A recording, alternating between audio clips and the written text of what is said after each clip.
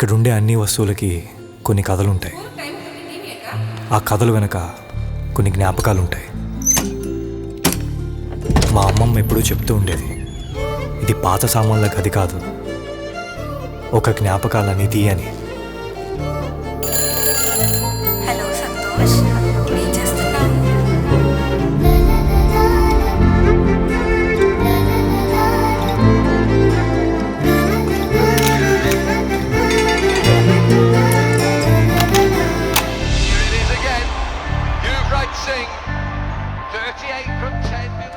ఇవి నేను దాచుకున్న వస్తువులు కాదు, పోగు చేసుకున్న జ్ఞాపకాలు.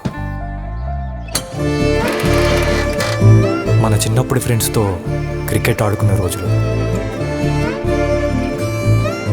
నచ్చిన అమ్మాయిని ఊహించుకుంటూ పాటల పుస్తకాల్లో పాటలు పాడుకున్న క్షణాలు, మన ఫేవరెట్ హీరోస్ గ్రీటింగ్ కార్డ్స్తో న్యూ ఇయర్ విషెస్ చెప్పుకున్న గుర్తులు, అమ్మకి తెలియకుండా అమ్మమ్మిచ్చిన 100 రూపాయలు. ఇలాంటి మర్చిపోలేనన్ని జ్ఞాపకాలని ఒక మనిషి మర్చిపోతే, తనెవరో తనకే గుర్తు లేకపోతే, ఇదే నా కథ. కలిసి గుర్తు చేసుకుందాం ఈ వేసవి సెలవుల్లో.